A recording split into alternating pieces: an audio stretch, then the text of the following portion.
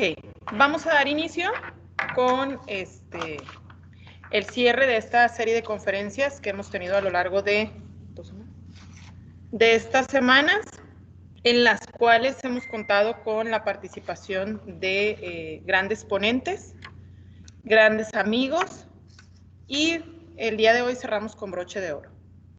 Mi nombre es Liliana Soto Saucedo, soy la subcoordinadora de Infoteca León Felipe de la Unidad Torreón de la Universidad Autónoma de Coahuila. Les damos la más cordial bienvenida a todos los asistentes, doctores, docentes, colaboradores y alumnado que se encuentra en este momento presenciando esta reunión. Vamos a presentar cómo nos vamos a manejar. Voy a presentar a nuestro ponente. Posterior a eso, escuchamos su ponencia.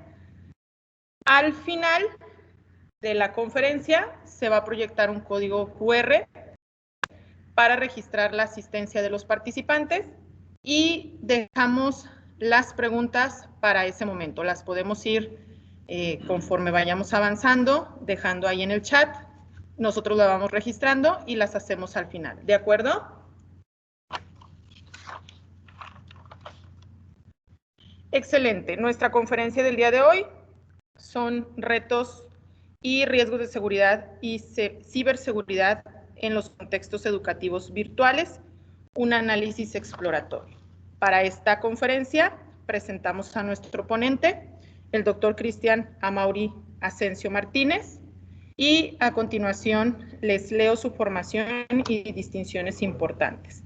Es licenciado en Sociología, maestro en Estudios Políticos y Sociales y doctor en Ciencias Políticas y Sociales, con orientación en Sociología por la Facultad de Ciencias Políticas y Sociales de la UNAM.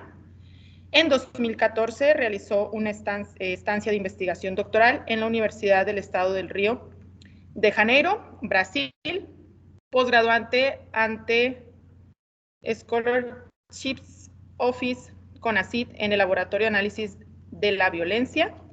Actualmente es profesor en tiempo completo en el Centro de Estudios Sociológicos de la Facultad de Ciencias Políticas y Sociales de la UNAM.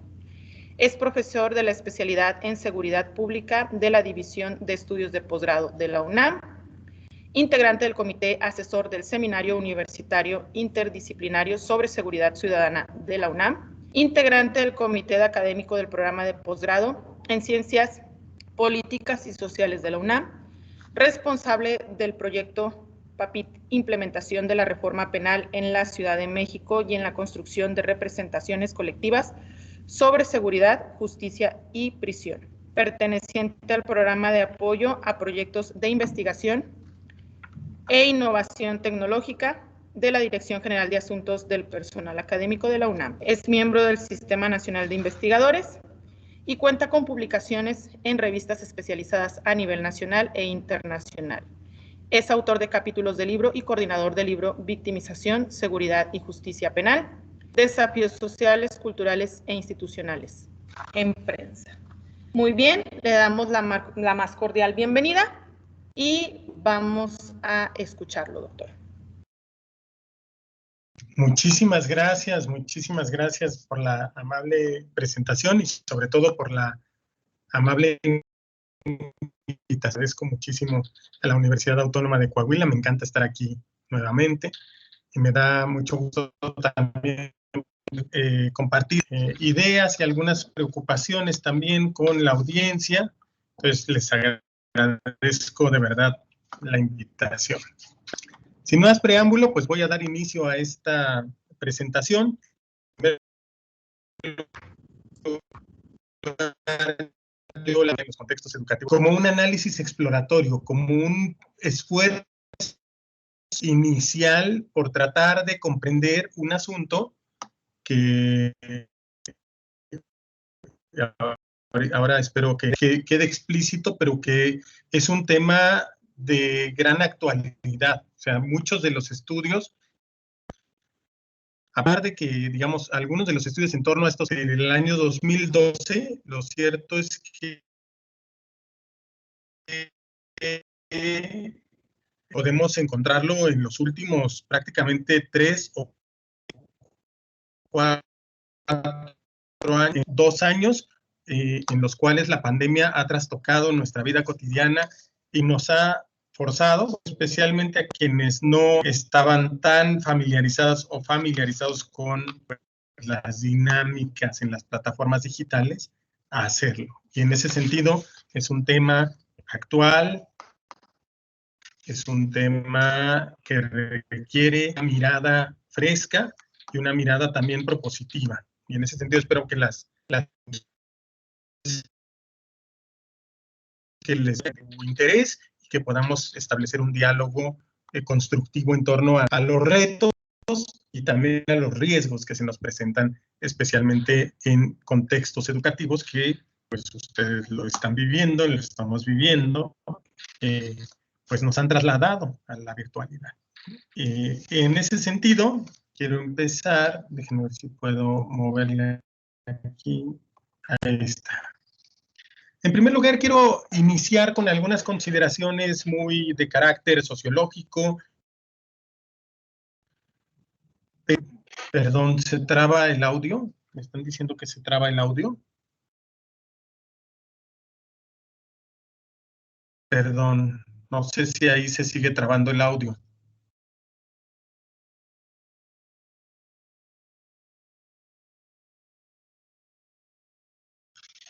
Ok.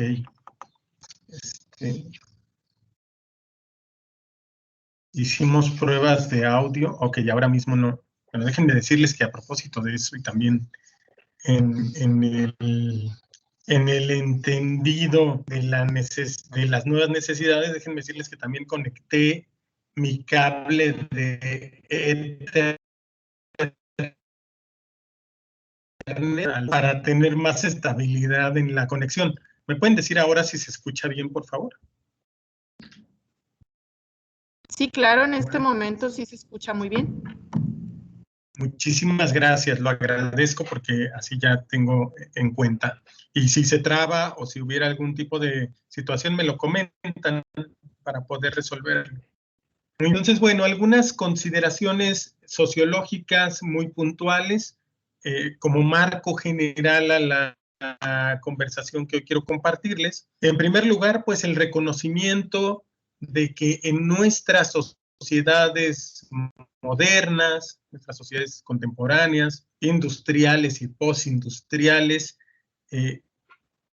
al mismo tiempo que se expanden las opciones, se expanden las alternativas para generar nuevas relaciones sociales, incluso que trascienden el espacio y el tiempo, ¿verdad? Mediadas por las nuevas tecnologías, al tiempo que se facilitan numerosas transacciones en nuestras interacciones cotidianas, y casi como un correlato directo, se expanden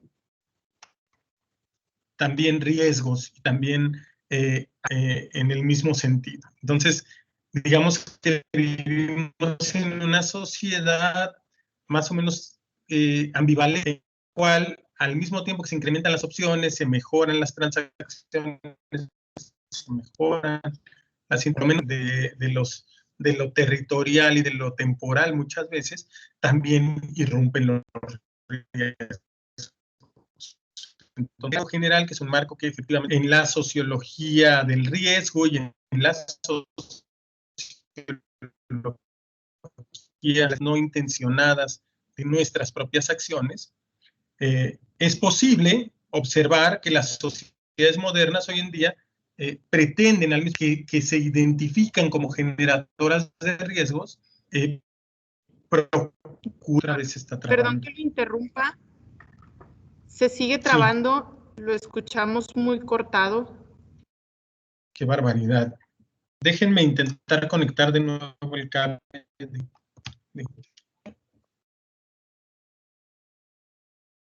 ¿Me pueden decir ahí cómo se escucha? Ahí se escucha perfecto. Esperemos y ya fluya bien. Voy a tratar de no moverme. Voy a estar así fijo. Ok. no sé en dónde me quedé, pero regreso un poco. Lo que decía es que al mismo tiempo que las sociedades contemporáneas, mejor dicho, las personas situadas en posiciones específicas en esta sociedad, se percatan de que,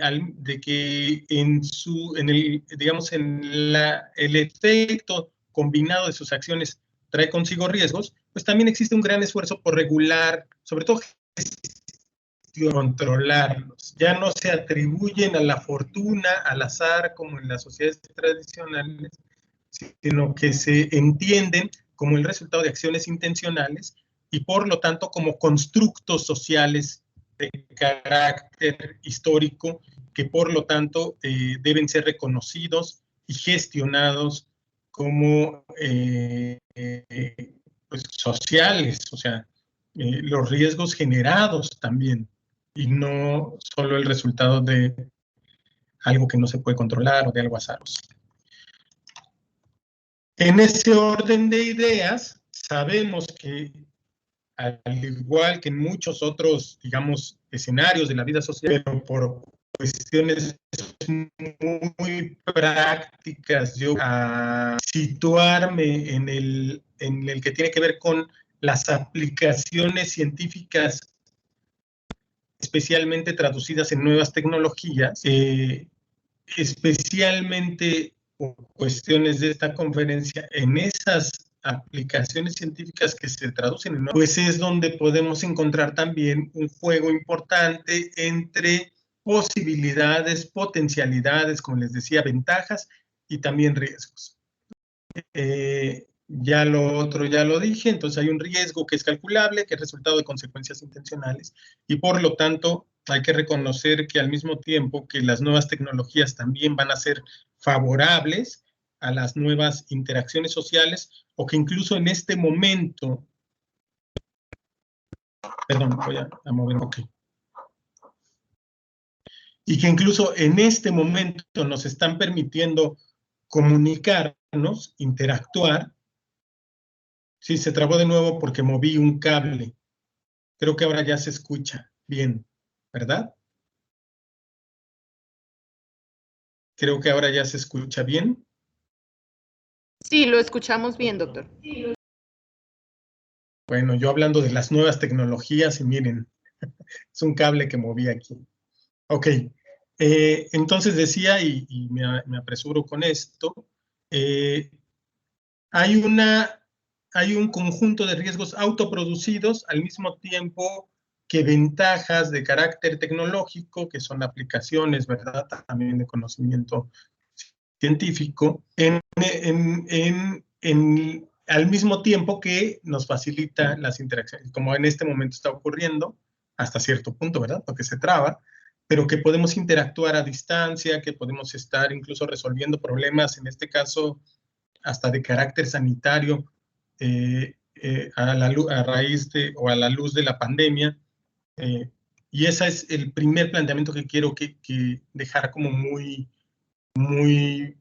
fijo en la discusión, que es al mismo tiempo que las nuevas tecnologías generan ventajas y es posible estudiarlas, también van generando riesgos. Y eso va a estar presente más adelante. ¿Qué significa esto? Desde el punto, hace rato yo estaba citando a José Choberian, por ahí estaba la cita, él tiene un libro que se llama Las consecuencias perversas de la modernidad, en el cual escriben varios autores, sobre todo en torno al tema del riesgo y de las sociedades diferenciadas. Y señala en ese libro, bueno, en ese libro hay un capítulo de Anthony Giddens en el que señala que a pesar de los cambios, a pesar de la transformación social, cultural, científica, muchas veces no nos queda claro que las seguridades y los hábitos de la tradición no han sido reemplazados por la certidumbre del conocimiento racional.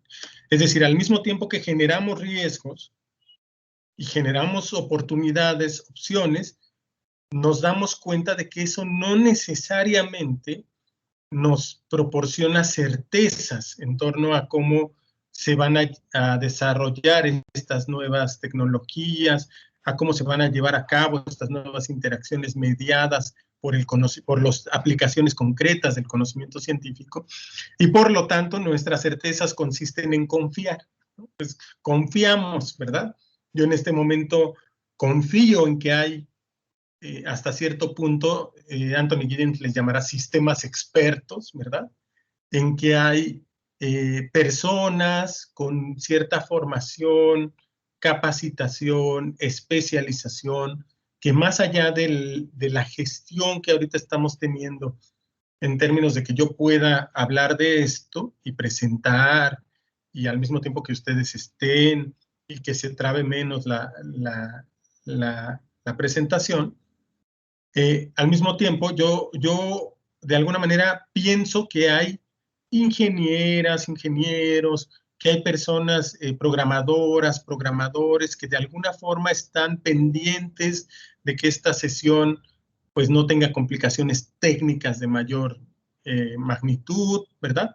También quisiera pensar que hay hasta cierto punto un control de la información que ahora se está transmitiendo, de los datos que ustedes tienen en sus computadoras, en sus dispositivos electrónicos, y a semejanza de un pensamiento más o menos mágico, porque no siempre sabemos cuáles son esos sistemas expertos ni si realmente funcionan como queremos y creemos que funcionan, pues son los que le proporcionan una certeza importante a nuestras interacciones en muchos sentidos, en la vida cotidiana, pero en el caso de las interacciones mediadas por las plataformas digitales, todavía se vuelve más relevante. O sea, en términos de quién está de alguna manera presente también en términos simbólicos, ¿verdad? Quiero decir, que en términos también prácticos, como parte de ese andamiaje a través de las plataformas en las que interactuamos, ¿no?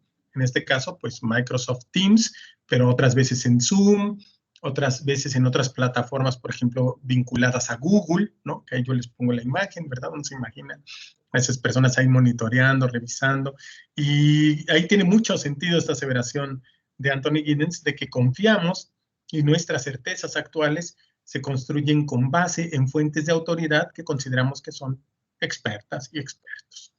¿Ok? Sabemos, a pesar de ello, si nos detenemos un poco, que esas certezas pues son falibles, ¿verdad? Lo vamos viviendo, hemos tenido malas experiencias, ahorita les voy a hablar de algunas, pero por momentos pareciera que no es tan claro si hay alguien que esté pues monitoreando, revisando, controlando, regulando, qué es lo que pasa con estas plataformas, qué es lo que pasa con nuestros datos, qué es lo que pasa con nuestras reuniones, etcétera. Entonces hay una fuerte mediación tecnológica, pero también hay una certeza anclada a la idea de que hay sistemas expertos. Este concepto en Anthony Giddens se parece mucho a cuando volamos en un avión y volamos con toda la confianza porque sabemos que hay un montón de gente pendiente de que el avión no se caiga, de que tenga el combustible necesario, de que va a llegar al aeropuerto al que está planeado llegar, de que va a haber una torre de control. O sea, muchas de estas dinámicas que de pronto damos por sentado o damos por sentadas, pero que son parte de la construcción de certezas, ¿no? Con el desarrollo de la comunicación electrónica, la interpenetración del autodesarrollo de los sistemas sociales, incluyendo los sistemas globales, se hace más pronunciada. Es decir, los sistemas expertos ya no solo se reducen a personas incluso que podamos ubicar de manera muy fácil en nuestros contornos más locales, incluso más nacionales, sino que ya también están mediadas por grandes empresas de carácter internacional. No me quiero detener demasiado en esto, pero es un contexto importante. Por momentos pensamos que las nuevas tecnologías, pues de alguna forma van a trascender el tema de la exclusión, pero bueno, sabemos que no. O sea, sabemos que muchas personas no tienen acceso a las nuevas tecnologías, o por lo menos a una conexión de calidad, como es mi caso. Sabemos que hay muchas personas al margen, digamos, de este acceso, pero también sabemos que muchas personas, a pesar de tener acceso, pueden eventualmente también verse atravesadas por algunas dinámicas propias de las nuevas modalidades, de las nuevas plataformas digitales que participan en algunos casos del secuestro de la experiencia, y que es un concepto importante porque va a remitir, entre otras cosas, a que muchas veces la perspectiva científica y la perspectiva tecnológica puede priorizar ciertas metas, ciertos fines muy específicos que pueden ser económicos, que pueden ser políticos, a unas dimensiones más éticas. Y entonces ahí yo ponía un ejemplo muy concreto, que creo que es un ejemplo actual, que ustedes conocen, y si no lo conocen, pues es importante que lo conozcan, ¿verdad? Por ahí, aunque se asusten, pero me parece que hay una serie en Netflix que se llama así, de Hacker o de Hack o algo así, en donde ustedes pueden ver el caso de Cambridge Analytica, en el que justamente pues lo que irrumpe es una filtración, o no una filtración, sino recabar datos y después utilizarlos con el objetivo, como lo señalaron ellos ya después de haber sido objeto de una demanda muy, muy grande, sobre todo una demanda dirigida a Facebook. Ahorita les cuento un poquito, pero Cambridge Analytica, pues es una empresa, ¿no?, que tiene su sede en Londres, ¿verdad?, que se dedica a analizar datos para desarrollar campañas, para marcas, para políticas y políticos, y según señalan en su sitio web, tienen el objetivo de cambiar el comportamiento de las audiencias con base en el uso de la información. Como el objetivo es cambiar el comportamiento de las audiencias, eventualmente, pues la meta es una meta más política, más económica, y puede eventualmente, aunque la idea es que no sea así, prescindir de cuestiones éticas. Lo interesante de este caso es que todavía hay mucha investigación al respecto, pero se obtuvieron perfiles de alrededor de 50 millones de usuarios de Facebook a través de un test de personalidad desarrollado por un profesor de la Universidad de Cambridge, y alrededor de 265,000 usuarios fueron quienes completaron ese test, que entre otras cosas, ¿verdad?, porque además ustedes lo ven todo el tiempo, entre otras cosas, señalaba en sus grandes términos estos que a veces ni leemos, porque damos por sentado que es una información que no afecta, pues se supone que solicitaban los datos de información personal y de la red de amigas y amigos de las personas que respondían este test, ¿no? Ustedes ya han escuchado mucho de esto, porque además es eso, ¿no? No te cambies el rostro en esta aplicación porque te roba información. No utilices tal red abierta porque te roba información. Y en este caso, bueno, no hagas un test de personalidad porque te roba información, que en términos estrictos no te la roban, sino que muchas veces está anclado a las condiciones de uso de esa aplicación o de esa, digamos, de esa aplicación, vamos a decirlo así, porque es un concepto más abierto. ¿Qué fue lo que pasó? Pues que a través de la gente que aplicó ese test y se dio información suya, y además de otras personas, de sus redes de amigos, pues pudieron obtener perfiles muy específicos que después vendieron, ¿verdad? Vendieron a otra empresa. Según las políticas de Facebook, los datos que se recaban en su plataforma solo pueden ser usados para propósitos de la misma aplicación y no pueden ser transferidos y vendidos. Pero en este caso se transfirieron y se vendieron.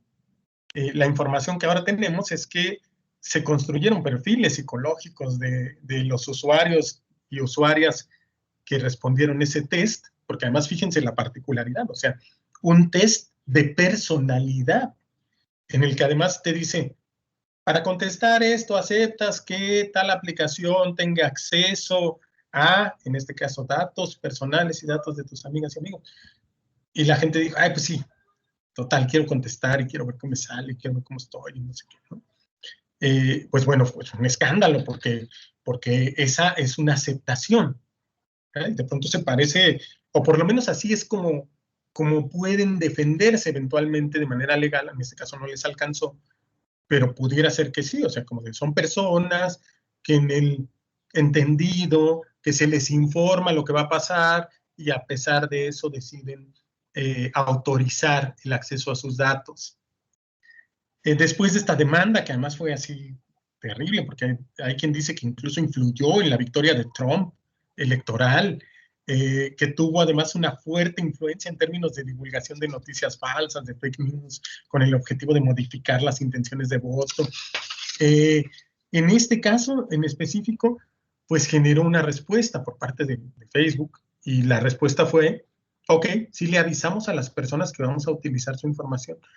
Quizá lo que hace falta, dijo en aquel momento Zuckerberg de una manera muy puntual, dijo, quizá lo que hace falta es hacerlo más explícito, ¿verdad? A lo mejor hay que hacerlo más explícito. Ok, está bien, lo hago, pero no me digan que no se hace. Y entonces ahora, cuando ustedes descargan una aplicación o ingresan a alguna página, normalmente les avisan lo que va a pasar, les avisan que esa página recaba cookies, ¿verdad? Que entre otras cosas son información en muchos sentidos. Y ustedes pueden decidir aceptar o no, dependiendo de, y hay algunas que incluso restringen el acceso a la aceptación de esta información. Hay veces, ahora ya te permiten que puedas editar eso, y entonces decirles, a ver, yo no quiero que tengas acceso a toda mi información, pero por lo menos, pero bueno, ok, me estás diciendo que puedo ingresar si te doy mi dirección de correo electrónico, que te doy mi dirección de correo electrónico, ¿no? Y puede una o uno seleccionar en algunos casos, ¿no? A mí no me pregunten mucho, porque yo no soy ingeniero, pero tengo amigos que le saben a eso y dicen, pues es que sí es todo un lío decidir qué das y qué no, y configurar muchas de estas páginas. Pero bueno, es un primer acercamiento, ¿no? Esto solamente es un ejemplo. O sea, de hasta qué punto la cuestión tecnológica, los sistemas expertos, las certezas ancladas a la modernidad pudieran también no ser del todo, digamos, no conceder del todo esas certezas, o también hasta qué punto pudiera ser que esos sistemas expertos también tengan intereses distintos a los de las personas que participan, que usan estas plataformas electrónicas y también las redes sociales, en este caso una red social virtual como Facebook, ¿no? Entonces me parece un ejemplo importante para seguir en el marco de este contexto general, y sobre todo porque creo que la dimensión ética muchas veces es un problema para algunas de estas empresas cuyos objetivos pues tienen que ver con dimensiones económicas, ¿no?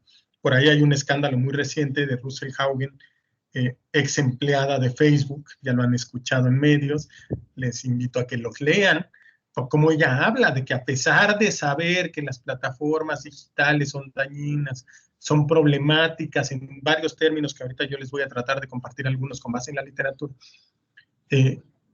las propias autoridades de estas empresas, porque las hay, pueden tomar decisiones sin importar eso. Es decir, las cuestiones éticas pueden quedar entre paréntesis cuando los objetivos son distintos, y lo cierto es que no sabemos a ciencia cierta cuáles son muchas veces los objetivos de muchas de estas plataformas, de aplicaciones aparentemente gratuitas, de redes sociales aparentemente gratuitas. De lo que sí nos damos cuenta, muy rápido, es de que tienen información nuestra, ¿verdad? Porque nos están ofreciendo constantemente cosas que hemos buscado o que hemos explorado. Hay quien dice que hasta que hemos hablado, pero a mí no me consta eso.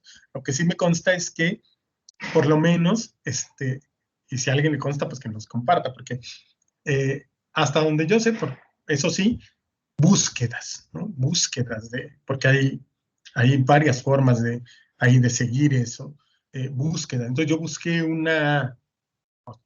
lo que se quiera, yo busqué un curso para darle el toque así que le vamos a orientar ahorita.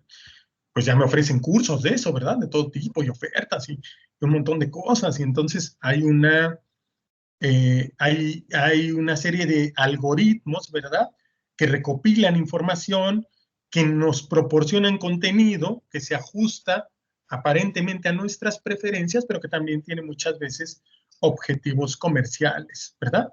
Que muchas veces son a expensas del bienestar de las y los usuarios, y más bien se dirigen a el beneficio de grandes empresas, de grandes consorcios, etc. ¿Ok? Muy bien. Continuamos. ¿Qué pasa cuando nos enteramos de noticias como esta que les acabo de decir? ¿O qué pasa cuando experimentamos también el algoritmo, verdad? En estos términos, escuchamos una canción y ya nos ofrecen canciones del mismo grupo, la misma cantante o del mismo estilo, etcétera. Pues pasa que hay pues por lo menos hay una cierta conmoción respecto de nuestra confianza básica en esas plataformas digitales, ¿verdad? Por lo menos eso sería lo esperado. Una confianza básica, que es un concepto también muy sociológico, entendida como la forma como entendemos a la vida social como un mundo, digamos, del sentido, en el que las personas, pues, podemos asegurarnos una continuidad de ciertas prácticas, de ciertas dinámicas, pensar que no hay alguien que nos está estudiando, que no hay alguien que nos está observando, que la vida social no va a cambiar repentinamente, o quien me está observando, me está analizando, no es una persona que quiere dañarme, que quiere hacerme daño, no, que mi información de alguna manera está a salvo, ¿verdad? En el sentido más actual. Por supuesto, la confianza básica es un concepto, es un término central en la sociología referido a cómo las personas, pues, digamos, se comportan en la vida social como si esta fuera algo seguro y algo en lo que por lo menos puedo garantizar que el día de mañana las cosas van a ser más o menos similares al día de hoy y que no voy a estar en un riesgo tan amplio como para generar una fuerte angustia existencial, ¿no? Pues la confianza básica, que para algunos autores se construye desde la temprana infancia, pues es un escudo emocional contra las angustias existenciales. Y el hecho de saber que en muchas de estas plataformas tienen nuestra información y que además la están utilizando, pues puede eventualmente como modificar, generarnos algún efecto. Estoy hablando ahorita solamente de asuntos muy indirectos, ¿no? En términos de, me doy cuenta de que no puedes saber tanto o sea, además esto, ¿no? Despersonalizar. Esta plataforma sabe demasiado de mí, ¿no? Y eso, por supuesto, que me genera una sensación de vulnerabilidad, una sensación de que quizá no todo es tan seguro como yo creía y puede efectivamente, en algún momento, cuando se torne más directa, pues conmocionar mi confianza básica. Últimas dimensiones de esto.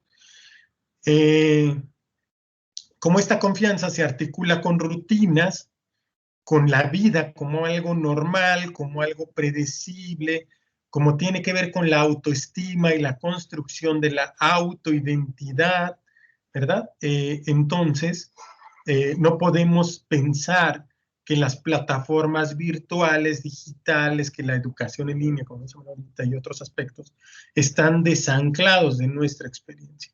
Nuestra confianza básica se traslada de nuestras interacciones cotidianas a nuestras interacciones virtuales. Y ahí mismo, y afuera también, puede romperse, puede quebrarse esa seguridad. ¿Okay? Ahorita todavía les he hablado de algunos temas en los que esa seguridad se rompe por el reconocimiento de que hay, por lo menos, así es como deberíamos entenderlo, organizaciones, empresas que hacen uso de nuestra información.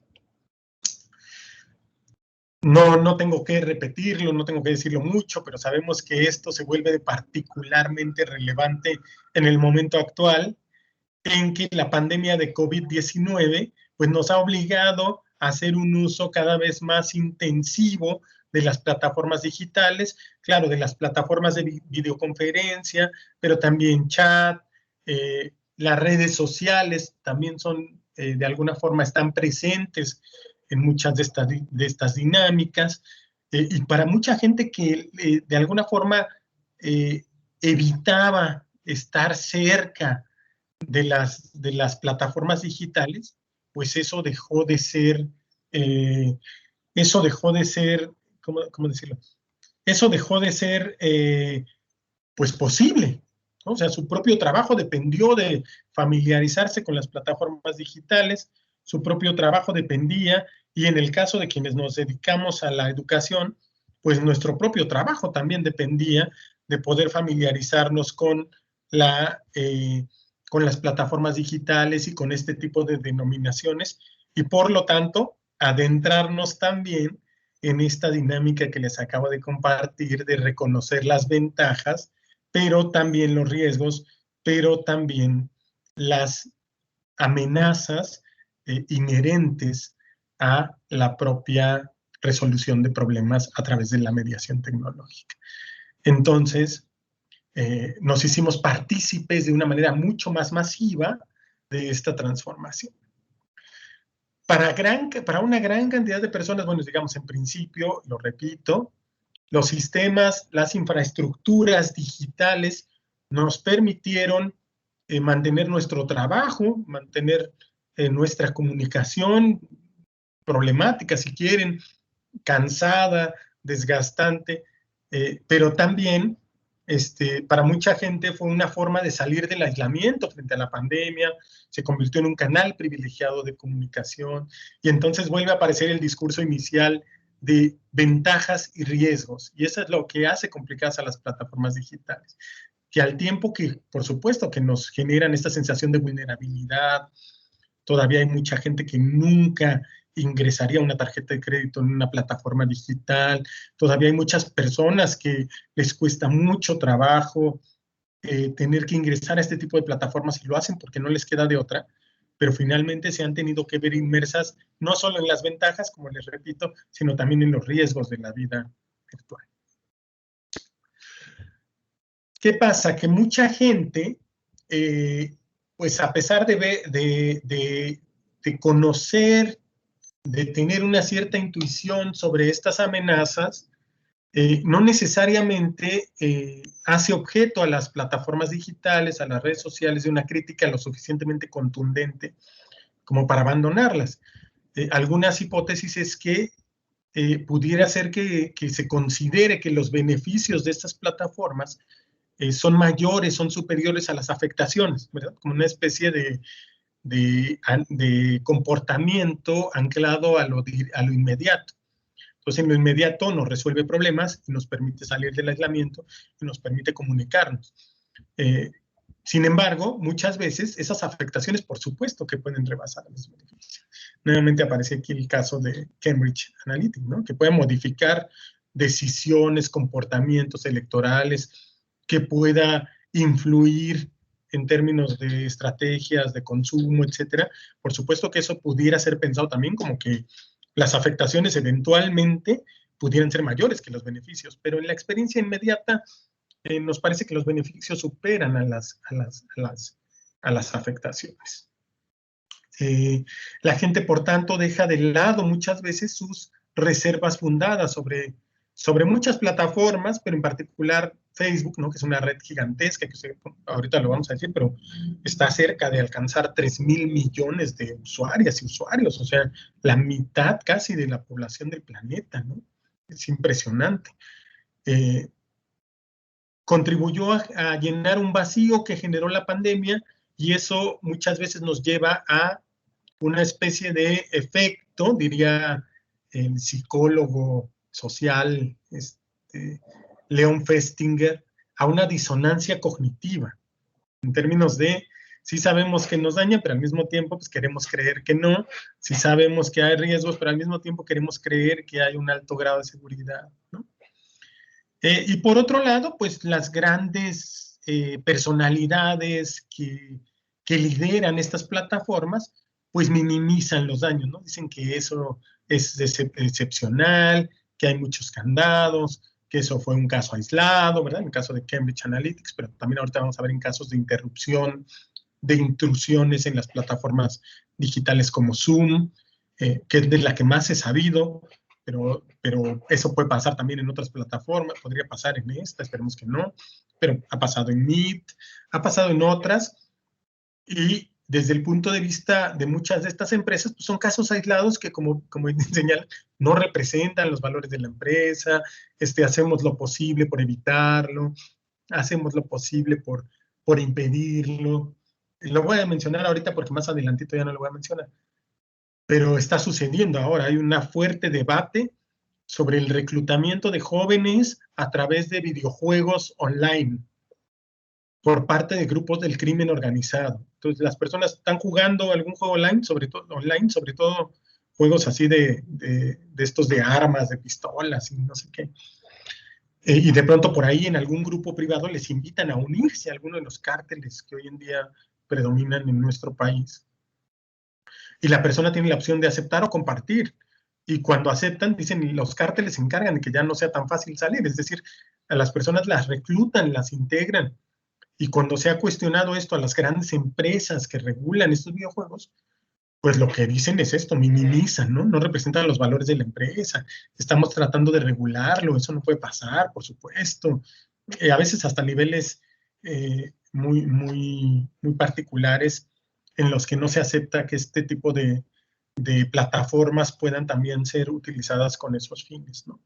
O en el caso de Facebook, pues con fines de organización también de grupos delictivos, pero también de organización de grupos racistas, organización de grupos con intenciones incluso terroristas o extremistas, ¿verdad?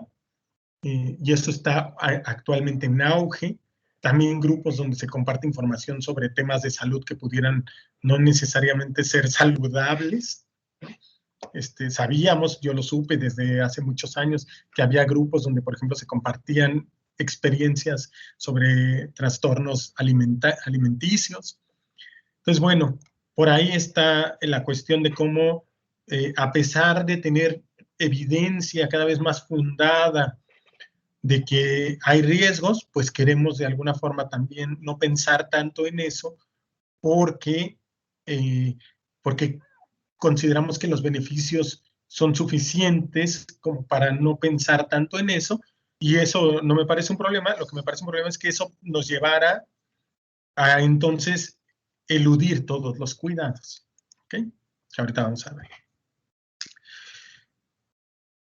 Mucha gente se tuvo que dar cuenta por la mala, ¿verdad? Y esto nos pasó en las plataformas, nos ha pasado, nos sigue pasando en las plataformas digitales, en vivo, ¿verdad? Donde estamos impartiendo nuestros cursos, nuestras clases, conferencias.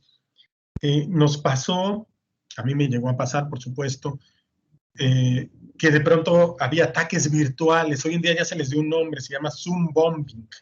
O sea, grupos organizados también a través de plataformas digitales, algunas de ellas por WhatsApp, otras de ellas por Facebook, para atacar eventos específicos. Atacar quiere decir organizarse, conseguir los links que muchas veces quedan expuestos, no necesariamente por la persona que los genera, sino también por a quienes se les distribuye, ¿verdad? O por las propias plataformas, para atacar. Entonces, Zoom bombing, así le llaman ahora, que no es otra cosa más que un ataque violento a través de las plataformas digitales.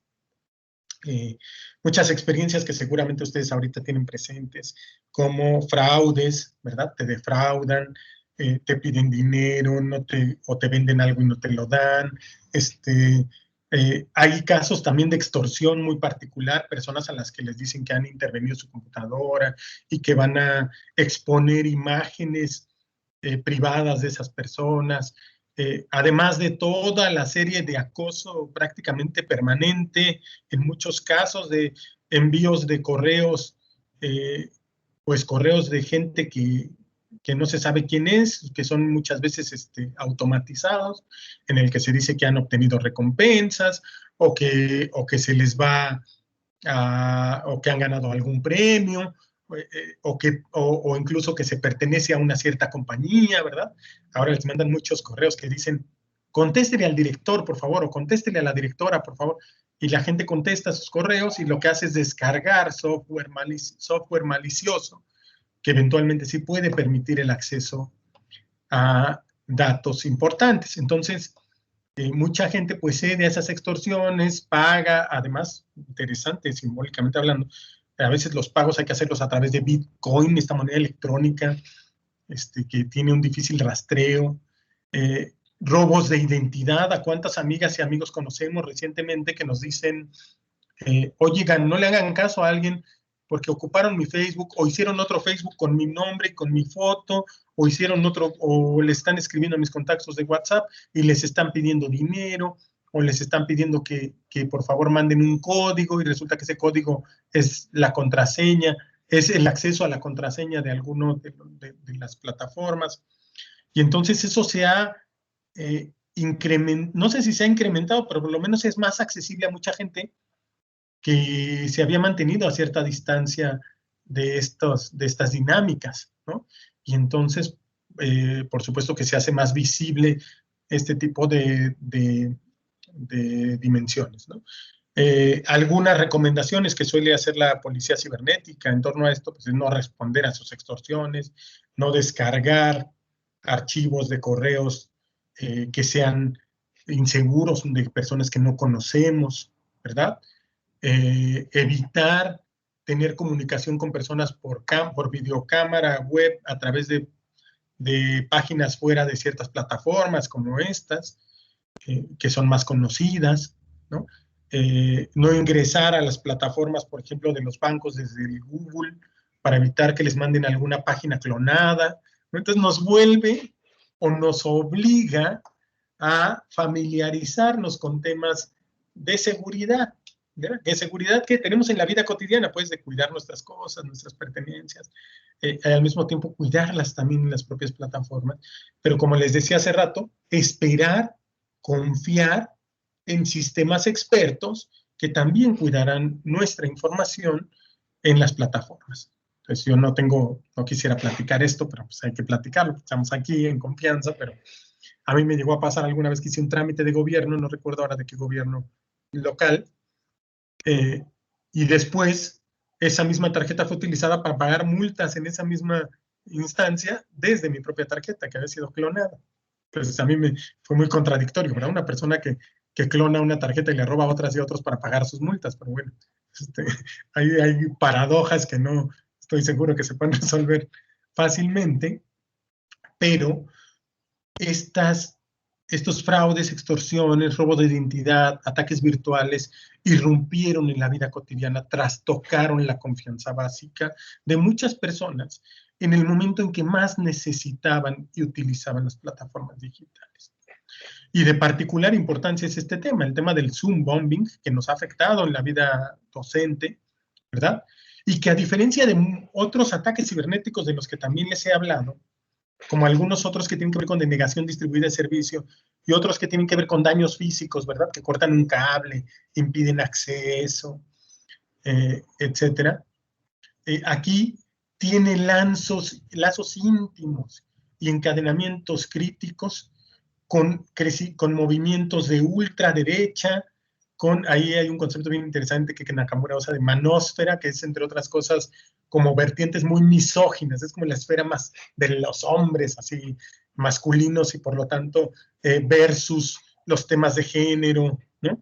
Discursos de odio, muy interesante en términos de mi formación, que es sociológica, y analizar cómo estos ataques muchas veces están dirigidos hacia eventos en donde se abordan temas de equidad de género, temas donde ahora recientemente me entero que también en temas ambientales, temas vinculados a la discapacidad, temas vinculados al reconocimiento de las diferencias, de la diversidad sexual, temas relacionados con el reconocimiento de la diversidad también étnica, del color de piel, y en donde se ve no solamente un ataque indiscriminado, aleatorio, sino que muchas veces son formas organizadas, intencionales de intervenir, ¿verdad?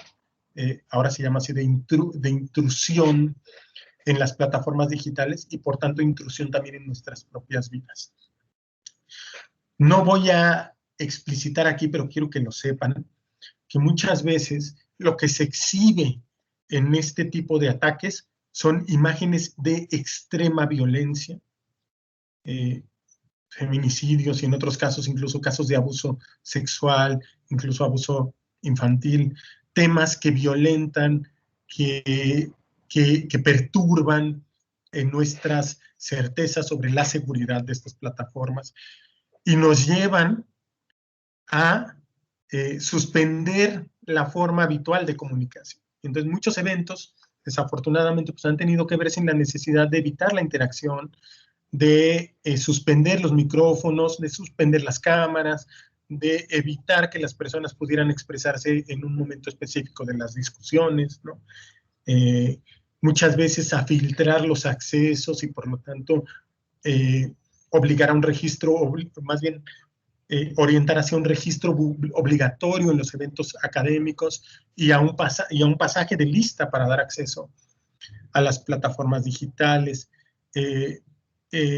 Temas relacionados, les vuelvo a repetir, con racismo, clasismo, misoginia y violencia, que ya habían vivido muchas veces los grupos hacia los que se dirige, ¿verdad? Que no es algo que recientemente ocurre, pero que ahora lo que han hecho es generar más bien dicho, han implicado a mucha gente que históricamente no había estado muy inmersa en eso por no tener, digamos, el color de piel que normalmente había sido atacado, en este caso los afrodescendientes, las y los afrodescendientes, las mujeres, etcétera, también a sufrir este tipo de violencia en las plataformas digitales. Muchas veces, que muchas veces han sido tolerados, hay que decirlo, e incluso promovidos por ciertos grupos en términos de pues continuar con discursos de odio, discursos de división en este mismo sentido, de favorecer de alguna forma este tipo de contenidos.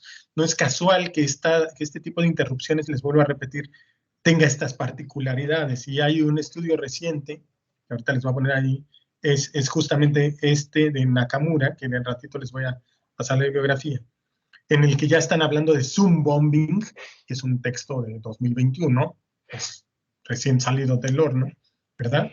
En el que ya están hablando del Zoom bombing como la expresión de símbolos, palabras y acciones que provocan conmoción y producen respuestas emocionales. Nos violentan a las personas que usamos las plataformas digitales, a los grupos a los que se dirige, a los grupos a los que está aludiendo, pero también a todas las personas que estamos presentes nos violentan con imágenes, con símbolos, con frases no deseadas, y son grupos que desafortunadamente se han hecho presentes en nuestra vida cotidiana y nos han llevado a pensar hasta qué punto son seguras nuestras plataformas digitales.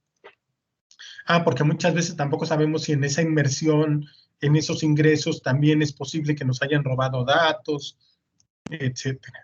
Sobre todo personas a las que se han apropiado de su perfil en las plataformas, ¿no? Les han robado el usuario, y comentan como si fueran otra de las personas participantes, ¿no? En el evento que a mí me tocó presenciar estas acciones, la persona que empezó a hacer los comentarios misóginos era una persona que sabíamos que no hacía esos comentarios, o sea, una persona que estaba participando activamente y de pronto le habían robado su perfil, su usuario, en el momento. Imagínense la sensación de vulnerabilidad y de conmoción que esto genera. ¿Ok? Y aquí, bueno, ya es la conclusión de esto. El Zoom bombing, que es la reificación de un sistema dañino, expone a una amplia audiencia aquello que muchas personas, por cuestiones de raza, etnia o género, habían sufrido históricamente, tanto en los entornos virtuales como en las relaciones sociales en su conjunto, ¿verdad? Y bueno, nos hace dudar sobre la seguridad de todas las plataformas que bien conocemos hoy en día, como Amazon, Apple, Google, etc. Ok. Es como un contexto muy general y ahora otro contexto más particular. Podemos entonces decir que las redes y las plataformas digitales y también las redes sociales pues tienen tanto ventajas como desventajas. Y ahora déjenme centrarme por favor en los efectos positivos, porque ahorita ya les hablé de varias cosas que son terribles, ¿verdad? Y que hasta nos pueden generar angustia incluso aquí en este mismo espacio en el que estamos compartiendo. Pero ¿cuáles han sido también los efectos que podríamos llamar positivos? Pues bueno, también gracias a las redes sociales, durante la pandemia, se ha logrado, por ejemplo, en el plano educativo, ¿verdad? Que las y los estudiantes, por ejemplo, compartan, intercambien puntos de vista sobre su universidad, sobre su espacio académico, sobre la propia experiencia, las dinámicas escolares, con personas que están también ingresando a la universidad.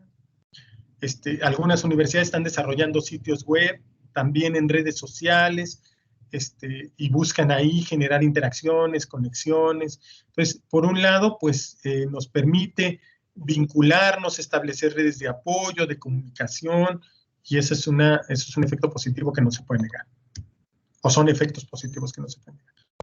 Por otro lado, y estos son también estudios recientes, las relaciones, por ejemplo, en Facebook, aportan capital social, ¿verdad? ¿Qué significa el capital social? Es un concepto acuñado por James Coleman, por ahí de los años 90, que habla del capital social como un recurso que es inherente a las relaciones sociales. Y por lo tanto, el hecho de contactar gente, de compartir digamos, de compartir formas de entretenimiento, formas de consumo, etcétera, puede generar verdaderamente redes de asociación con personas, primero en la virtualidad, y después pueden traducirse en redes de comunicación y de interacción también, en las interacciones físicas, vamos a decirlo así, ¿no? Facebook en particular, les digo que es la plataforma en la que yo pongo más énfasis porque la cantidad de usuarios que tiene es impresionante, ¿no? Pero puede también fortalecer lazos, ¿verdad?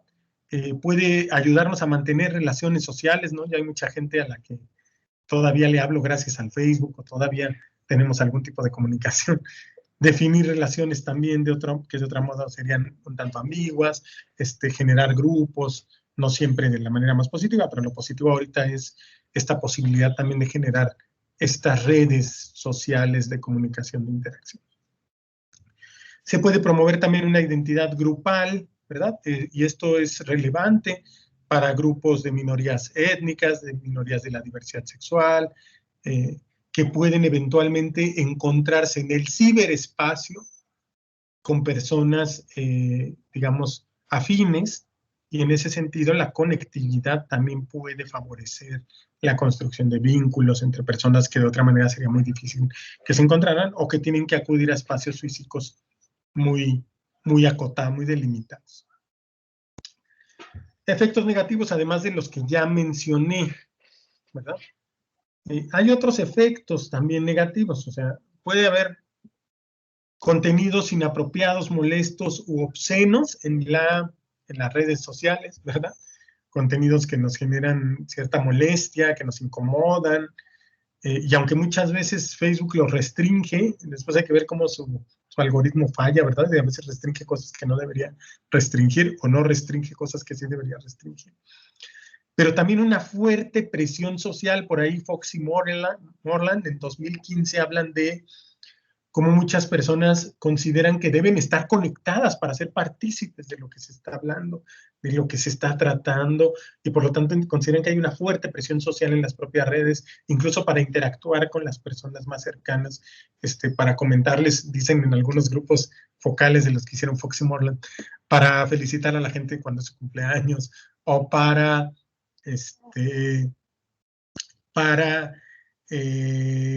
comentarles cuando suben una foto nueva o alguna cuestión por el estilo.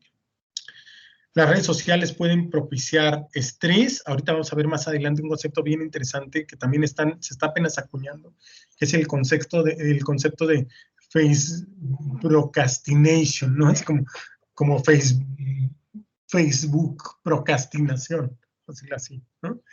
Puede generar estrés. Un tema bien importante es el tema de los celos, ¿verdad? Muchas parejas parece que rompen a la luz del Facebook por sus formas de interactuar con otras personas del sexo opuesto, o simplemente porque porque se lleva a las plataformas virtuales una dinámica que ya está presente en las relaciones interpersonales, anclada a comportamientos de este tipo, ¿no? Así celotípicos o incluso en términos problemáticos. O también pudiera ser porque efectivamente las plataformas digitales facilitan relaciones sexoafectivas al margen de las formalmente establecidas, por decirlo de alguna manera, ¿no?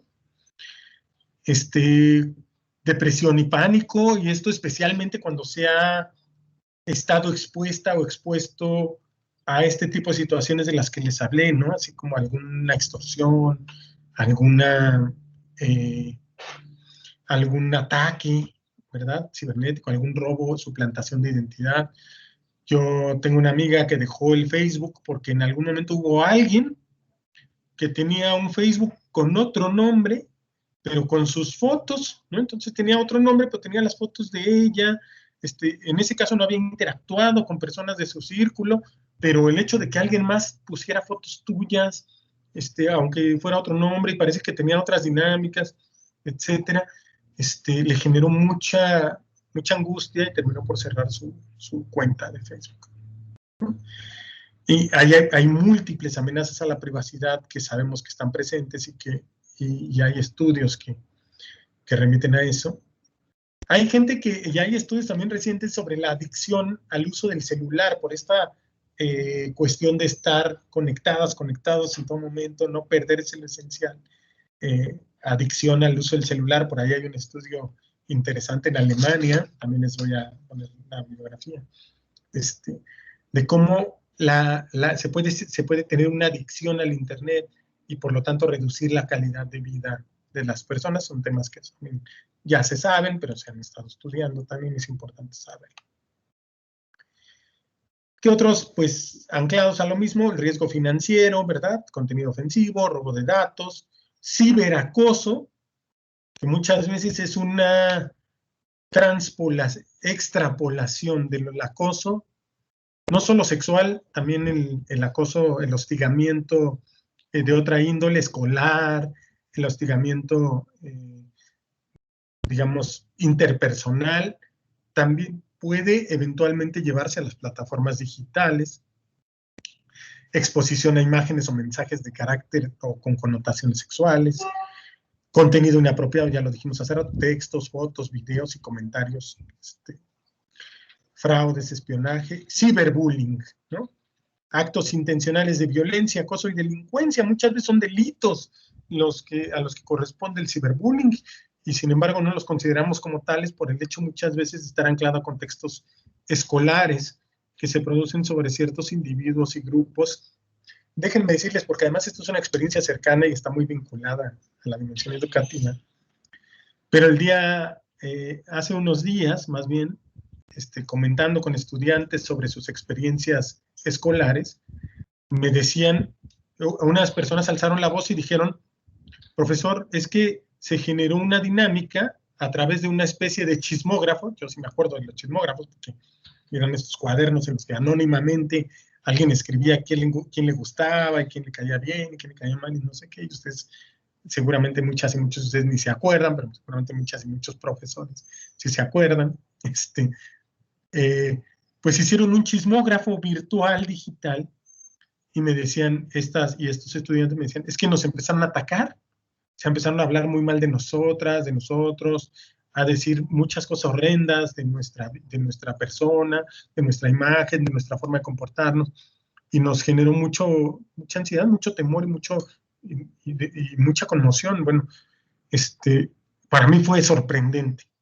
O sea, fue impactante en términos de que en un contexto universitario, pues imagínense qué vamos a esperar de muchos otros contextos, habían utilizado el anonimato que permitían muchas de estas plataformas digitales para un caso, en este caso, que podríamos llamarle ciberbullying, es decir, de acoso entre pares mediado por las plataformas digitales, pero que generó mucho efecto emocional, o sea, no fue tomado a la ligera, fue algo que repercutió como les decía hace rato, pues en la afectación a su propia confianza básica, pero también les generó estrés, angustia, ¿verdad? Y son temas con los que a veces no necesariamente sabemos cómo mediar, pero que con cierta frecuencia son el traslado de formas de violencia que ya se ejercen en las dinámicas más cotidianas llevadas a lo digital, a lo virtual. Ahí están varios de estos. Sentimientos de soledad, solo me voy a detener en estos.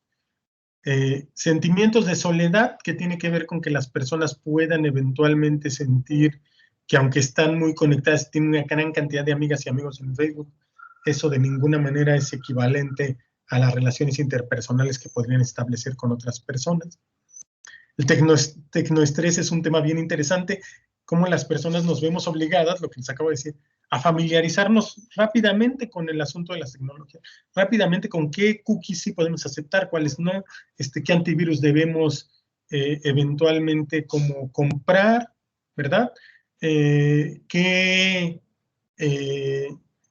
qué tipo de configuración debemos generar en nuestros dispositivos con el objetivo de evitar una afectación mayor, ¿no? Entonces, empiezan a aparecer muchas cuestiones relacionadas con y para mucha gente, pues aprender a familiarizarse con las plataformas electrónicas por cuestiones de su trabajo, como les digo, o cuestiones también educativas, ¿no? También nos dimos cuenta de que las personas que considerábamos que por ser nativas y nativos digitales, que son las y los estudiantes, no necesariamente eran nativas y nativos digitales, había que aprender muchas cosas, ¿no? De cómo usar muchas de las herramientas tecnológicas, también, por supuesto, las y los docentes, ¿verdad? Cómo usar Classroom, cómo usar el Zoom, cómo usar el correo electrónico con fines más bien de comunicación académica, en algunos casos, cómo abrir un grupo de Facebook privado, seguro, hasta cierto punto,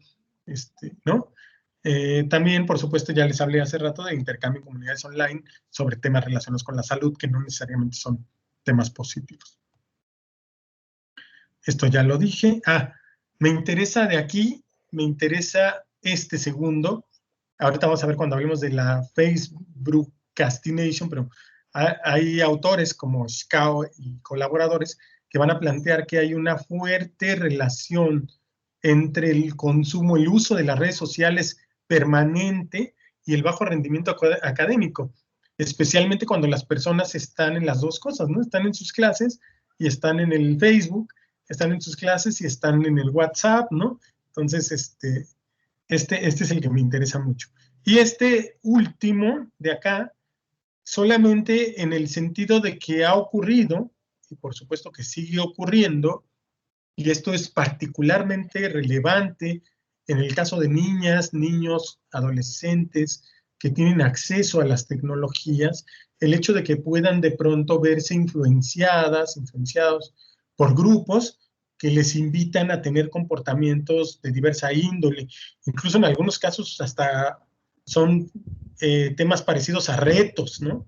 Se les reta a realizar ciertos comportamientos, a llevar a cabo ciertas actividades que pueden ser contrarias a los marcos normativos legales, pueden ser incluso consumo de sustancias o experimentar con sus propios cuerpos. Por ahí hay casos muy sonados, ¿no? De una youtuber que se introduce un condón por la nariz y después, pues, como que fomenta que lo hagan otras y otros, ¿no? Pero había otros casos, había personas que incluso promovían que se pusieran alcohol en los órganos genitales, o sea, cosas así, ¿no? Y ya saben ustedes el reto de, no me acuerdo cómo se llamaba ese, luego a ver si alguien me dice, de la ballena, no sé qué, incluso de temas relacionados con agredir a otras personas. Y comportamientos de riesgo que pueden no parecerlos, como las personas que están conectadas cuando están haciendo otra cosa, por ejemplo, manejando y viendo el celular, o manejando y en Facebook, etcétera, ¿no? Entonces, estas aparecen, irrumpen en la literatura actual como efectos negativos. Les hablé ahorita del anonimato y la invisibilidad como retos. Aquí aparece otro texto también sobre el rendimiento académico, ciberbullying, consecuencias emocionales, el lado oscuro de las redes sociales, se llama el texto de Foxy Moreland, Facebookcastination y riesgos de la suplantación de identidad, que se llama phishing y que tiene relación directa con lo que les acabo de señalar hace un ratito, que es el hecho de que te roben la identidad o se apropien de tus datos o controlen tus dispositivos. ¿Ok? Eso no es tan sencillo, les repito. Muchas veces lo que hay que evitar es descargar archivos de sitios problemáticos, ¿verdad?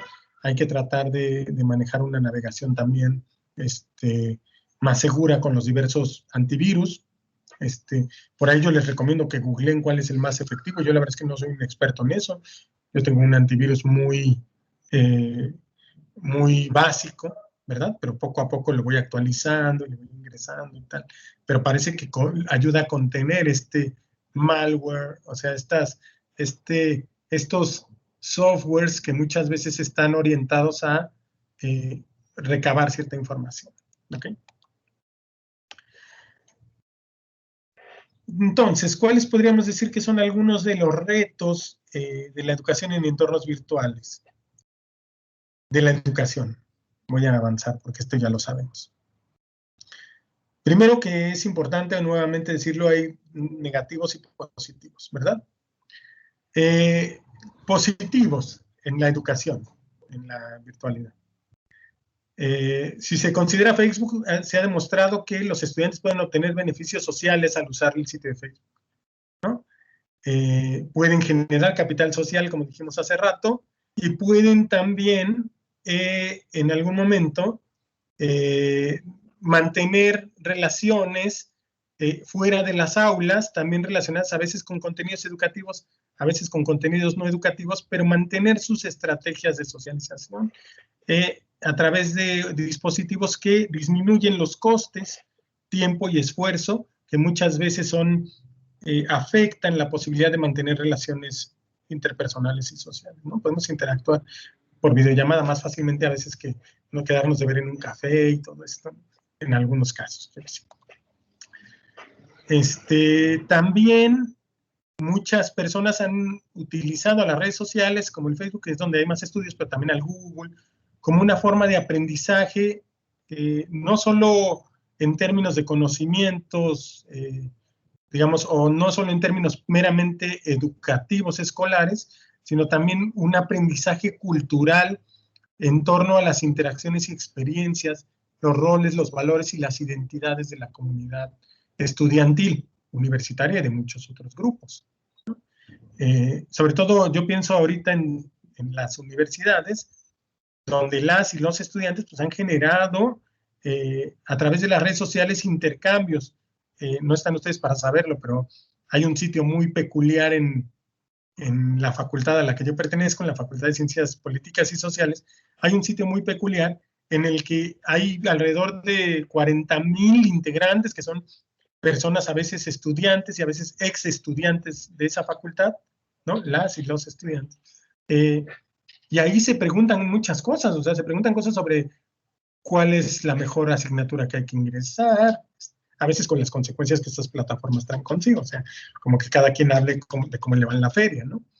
Pero ahí también se preguntan cosas, se venden cosas, se piden ayuda, se hablan sobre la propia facultad, sobre la universidad en su conjunto, conversan y por lo tanto se van familiarizando, y más en este contexto de pandemia donde mucha gente no ha conocido todavía físicamente sus instalaciones, pues un poco como en qué consiste la vida universitaria, en qué consiste el entorno, más o menos cómo se establecen las relaciones, los códigos de pertenencia, dudas, inquietudes que no se atreven a formular en otros espacios, y como les vuelvo a repetir también, peticiones de ayuda, solicitudes de apoyo emocional, a veces intercambio de cursos, y a veces sí muy vinculado a lo educativo, preguntando también por materiales, etcétera, que finalmente contribuye a generarles un sentimiento de aceptación social, de pertenencia y muchas veces también de competencia académica. Blogs, ¿verdad? También creo que eso ha cambiado un poco, pero todavía muchas y muchos docentes tienen su blog y también comparten materiales, y por lo tanto pueden cumplirse objetivos interpersonales también. Las y los estudiantes que tienen blogs, páginas o espacios personales en los que comparten sus sentimientos o sus escritos o muchas otras cosas, pueden ayudarles a favorecer lazos y fortalecerlos, bueno, generarlos y fortalecer lazos con familiares, con amigas, con amigos, ¿no? Lo segundo es lo que yo ya les dije, que eventualmente pueden expresar inquietudes, buscar comentarios en una red más o menos compuesta por otras personas similares. Sin embargo, también pueden propiciar lo que les decía hace rato, que es un concepto que me parece importante, que es Facebook Crastination, no sé cuál va a ser el nombre así que se le quede al final, ¿no? Pero ya hay estudios en los que se habla de cómo muchas y muchos estudiantes pueden verdaderamente postergar sus trabajos, su preparación para exámenes debido a Facebook, ¿no? Pueden posponer sus actividades educativas a cambio de la gratificación de las redes sociales, esa gratificación inmediata, y utilizar las redes sociales no necesariamente con fines educativos, ¿no? Una encuesta que realizaron Bevan, Gómez y Sparks reveló que las personas que pasaban más tiempo en redes sociales y más redes y utilizaban al mismo tiempo más redes sociales, también tenían una menor calidad de vida porque era muy difícil manejar varias redes sociales. Y entonces hay estudiantes que tienen Facebook, pero tienen también Instagram, pero tienen Twitter, yo no sé si tienen hasta LinkedIn, y han de tener hasta TikTok y no sé qué, entonces ya es de pronto una locura, que por supuesto que disminuye muchísimo el tiempo que se puede dedicar a una formación integral. Entonces esto como un aspecto reflexivo, ¿no? Sobre todo porque eventualmente, aunque en el momento las gratificaciones inmediatas sean bien recibidas, pudiera tener una afectación en un momento posterior, ¿no? En términos de reducir la autoestima, no se están alcanzando los proyectos esperados, no se están obteniendo las calificaciones requeridas, no se está asimilando el conocimiento útil para una incorporación posterior al mercado de trabajo o a la vida profesional, laboral, etcétera. Y por lo tanto hay una sobrecarga cognitiva, muchas cosas, mucha información demasiada, y eso puede conducir también a angustia. Las comparaciones que se hacen a veces en las redes sociales también pueden ser motivo de angustia. Ven, aquí me parecieron bien interesantes todos estos estudios en los que se habla de que las personas consideran, al compararse con otras y otros, pues que las otras personas son más felices, más exitosas, que les va mejor, que lo hacen todo mejor, que son personas con más recursos para lo que hacen, etcétera. Y esta comparación, por supuesto que puede influir en nuestra autoconcepción, ¿no?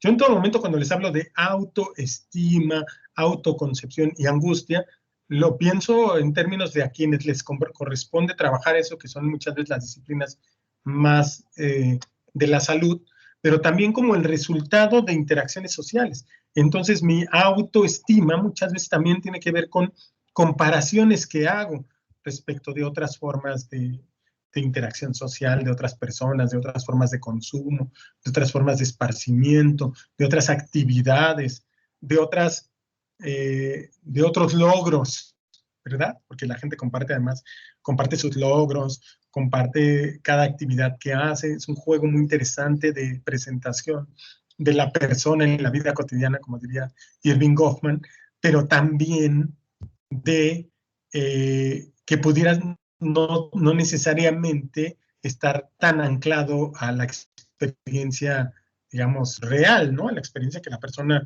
realmente tiene, pero que es lo que proyecta, y para muchas personas que no proyectan eso, o muchas veces no lo leen como una forma de presentación específica, pudiera generarles una sensación de que, y ahí está la segunda lectura, de que sus cuerpos son menos atractivos, de que sus esfuerzos son menos grandes, de que no se han esforzado lo suficiente, etcétera.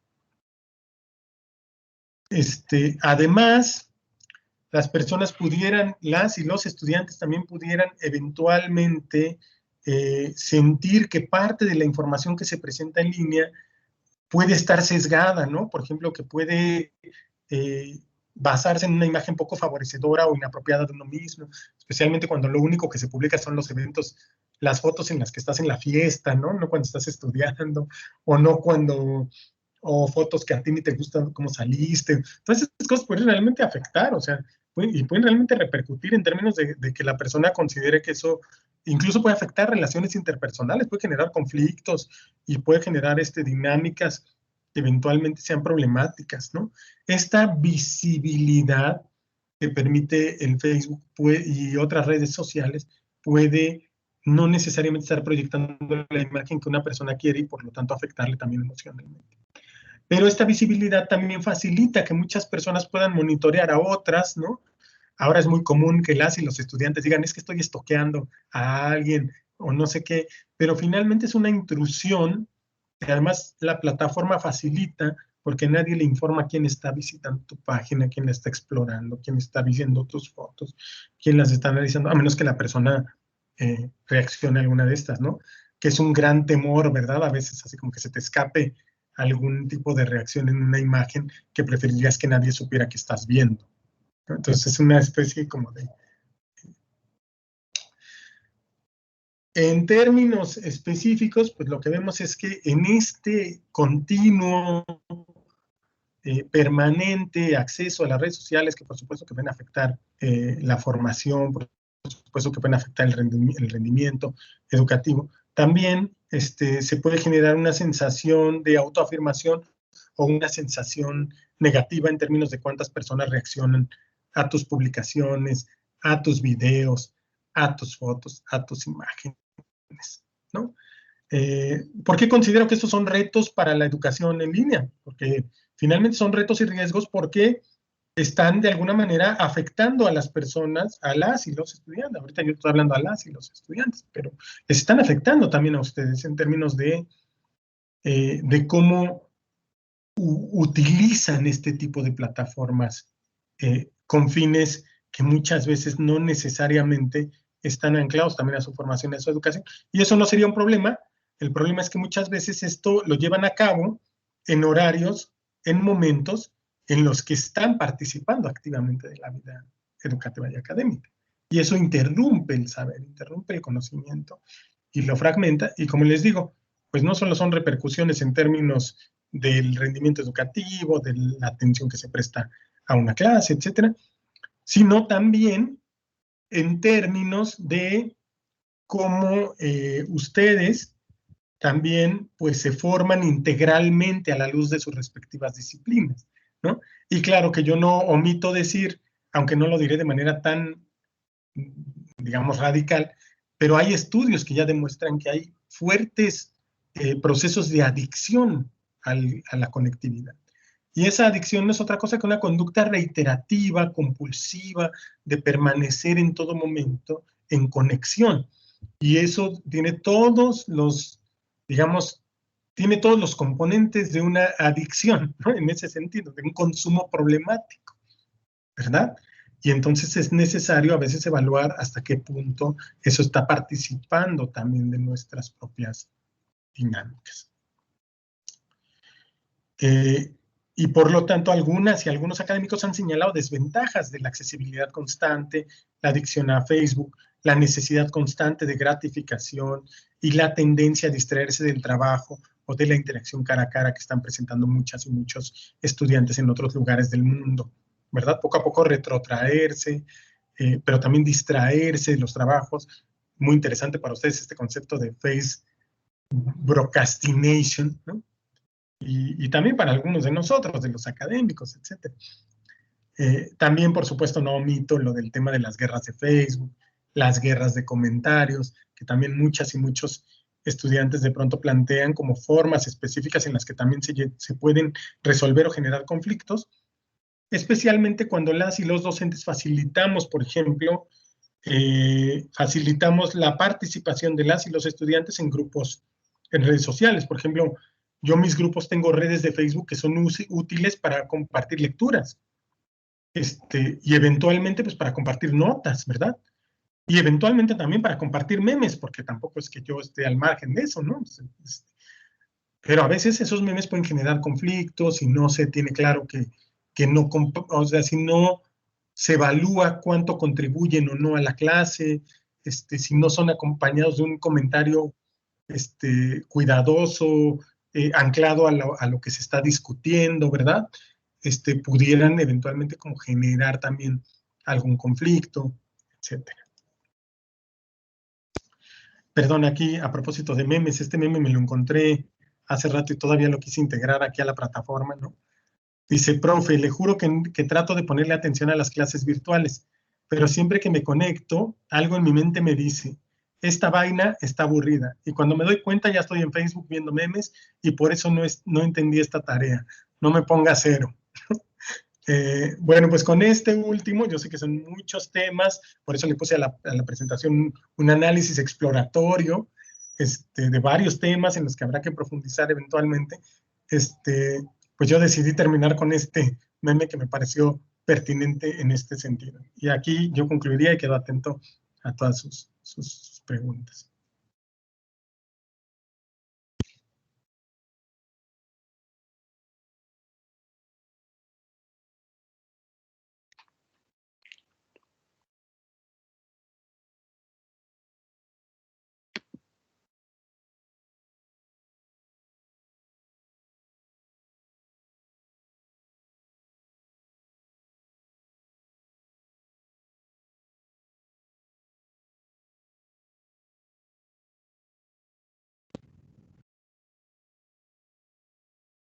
Hola, doctor José Luis, ¿cómo está?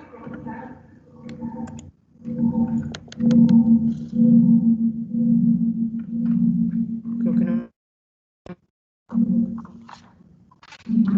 Doctor, por ahí tenemos una pregunta. Ok. ¿Cuál es el futuro de la educación a distancia en el corto plazo?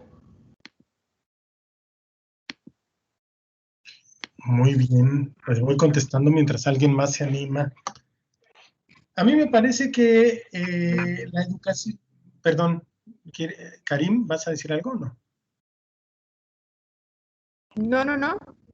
Ok, perdón, es que como solo me aparecen las letras, estoy así un poco en el, estoy adivinando un poco, ¿verdad? A propósito del futuro.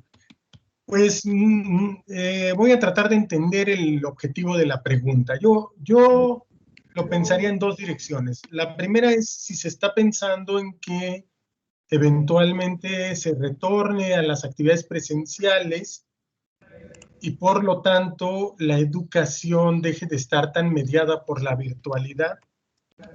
Si ese fuera si ese fuera una de las tendencias, pues yo lo que podría decir es que en este momento, por lo menos, no tenemos tan claro hasta qué punto vamos a tener que convivir con un esquema híbrido, ¿verdad? ¿Qué significa esto? Que vamos a estar transitando de la presencialidad a la virtualidad constantemente y por lo tanto vamos a seguir utilizando estas plataformas y vamos a tener que seguir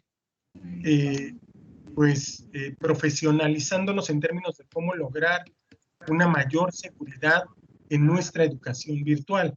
Una recomendación muy útil que suelen hacer las y los ingenieros en informática es actualizar constantemente estas plataformas, actualizarlas constantemente y tratar en la medida de lo posible de restringir los accesos y también restringir tristemente, porque para mí eso anula el intercambio, pues la participación y la participación abierta, quiero decir, las cámaras abiertas, los micrófonos abiertos en cualquier momento para interrumpir, para discutir, ¿no?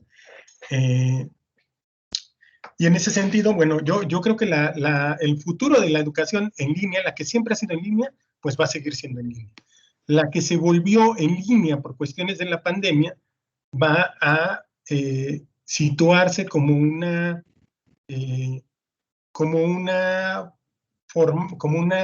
modelación híbrida del proceso educativo, y en ese sentido no estaremos exentas y exentos de seguir familiarizándonos con los retos y riesgos de la virtualidad, de la seguridad y la ciberseguridad.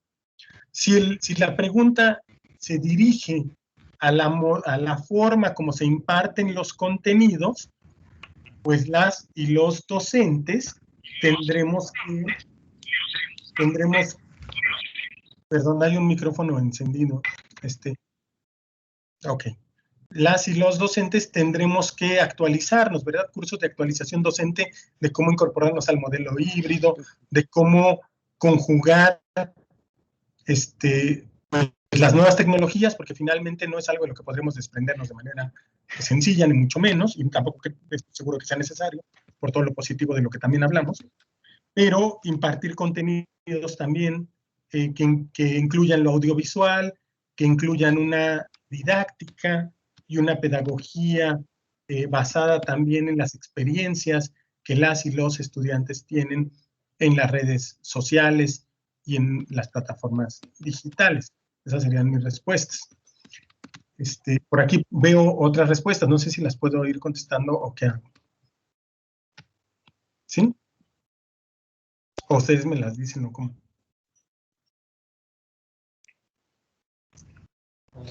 Adelante, doctor. Si las puedo ir contestando, por acá tenemos un problemita con el internet. Muy bien. Como estoy hablando de eso, pues lo entiendo. Entonces, voy a ir respondiendo. Ok, dice Delsa Patricia, y gracias por la pregunta. ¿Podría anunciar, por favor, propuestas para los estudiantes y jóvenes que después de la pandemia, ahora en el aula, evidencien aún más la adicción que adquirieron a las redes sociales? Gracias. Y por favor déjenos su mail, contacto, claro, se nos van a facilitar sin problemas. Yo, más que propuestas, yo creo que el hecho de visibilizar algunos posibles riesgos, no solo riesgos de seguridad, sino riesgos también socioemocionales de las y los estudiantes, debería ser un aspecto que les permitiera reflexionar sobre hasta qué punto pudieran el consumo permanente o esta conectividad permanente, hasta qué punto está afectando sus propios proyectos en el corto, mediano y largo plazo. O sea, más que propuestas, yo les haría como una pregunta, ¿no? O sea, yo preguntaría, ¿hasta qué punto ustedes han considerado, como ahorita les puse varios estudios en los que hay testimonios de las y los estudiantes que dicen por Facebook, ¿verdad? O como el último meme que les puse ahí, yo les diría, ¿hasta qué punto ustedes, prácticamente como en cualquier adicción, hasta qué punto consideran que el consumo de estas redes, de estas plataformas, es problemático en términos de los proyectos que ustedes se están planteando, ¿verdad? Si quieren una formación universitaria, ¿hasta qué punto ese consumo les está impidiendo apropiarse de los conocimientos, prestar atención a sus sesiones, interactuar también de manera educativa con las propias plataformas digitales? ¿Hasta qué punto son demasiadas las redes sociales que ustedes manejan y por lo tanto tienen una sobrecarga cognitiva que además se traduce en agotamiento, ¿verdad? ¿O hasta qué punto ustedes permanecen hasta deshoras de la noche viendo alguna plataforma digital y después despiertan con mucho desvelo y evidentemente eso afecta sus procesos de aprendizaje? Entonces, más que, y en dado caso de que la pregunta fuese afirmativa, o sea, de que ustedes consideren que tienen un problema con la conectividad, pues eventualmente yo creo que ahí sí habría que pedir ayuda, y creo que esa ayuda sí tendría que ser una ayuda más de terrenos que trascienden un poco a mi disciplina, que tiene que ver con la psicología clínica, y creo que hay que desestigmatizar la necesidad de apoyo psicológico. Ya la mayoría de las universidades, afortunadamente, cuentan con este tipo de acompañamiento.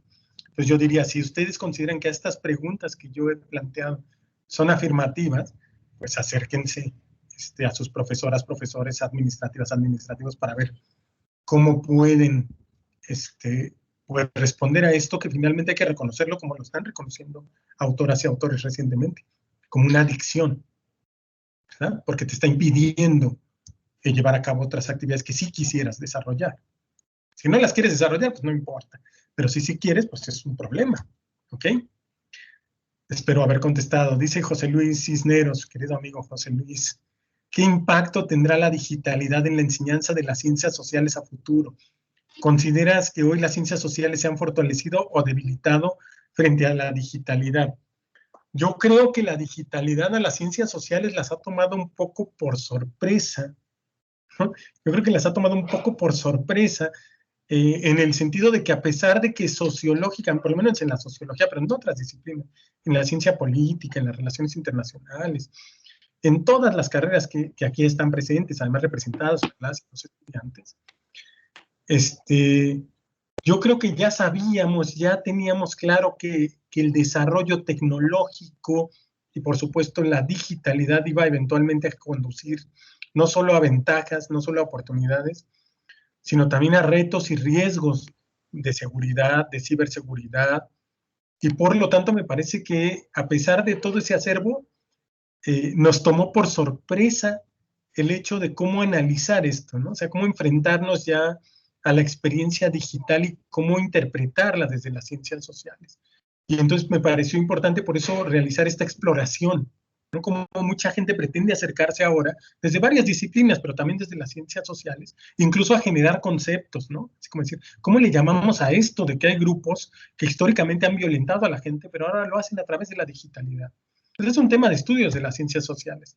El tema de estos grupos, por ejemplo, de ultraderecha, misóginos, racistas, etcétera, cómo participan activamente ahora a través de las redes digitales. Pero también grupos que consideramos progresistas, movimientos sociales que también a través de las redes impulsan sus propuestas, movimientos ambientalistas, por temas de discapacidad.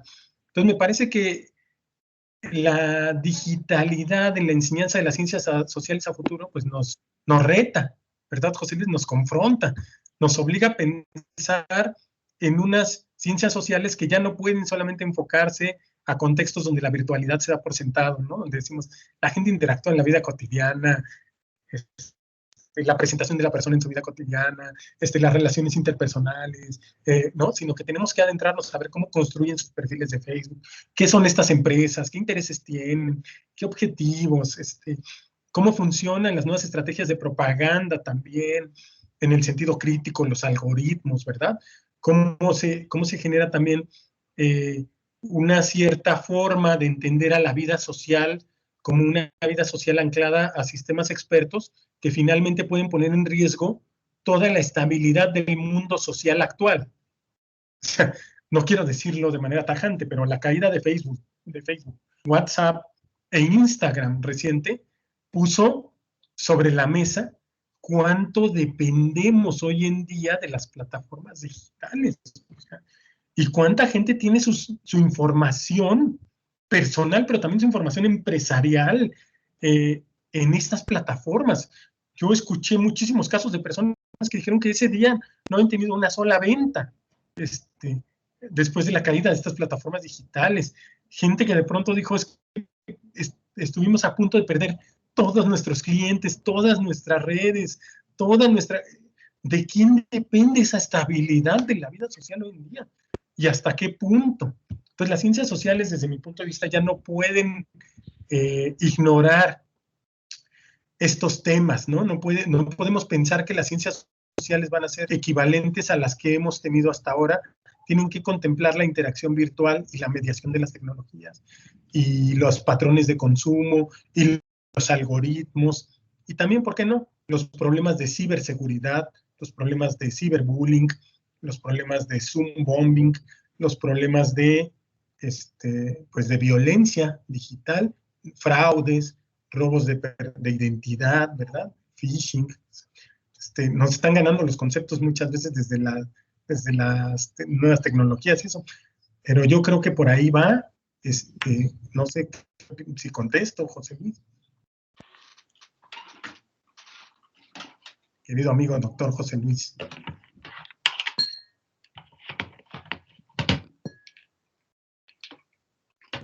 El que calla otorga. Ok. Muy bien, pero muy buena pregunta.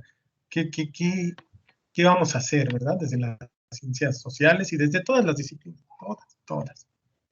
Dora dice, doctor, buena tarde. Una pregunta. Ante las declaraciones pasadas de Frances Haugen, efectivamente, ex empleada de Facebook, yo hace rato me equivoqué, le dije Russell Haugen, pues Frances, perdón, ex empleada de Facebook, donde declaró que el algoritmo predominante de la aplicación plataforma es la violencia. ¿Qué podemos esperar a nivel de consumidores de tecnología de entretenimiento? Pues es claro que la violencia declarada o subjetiva es material de gran consumo para los niños y jóvenes principalmente.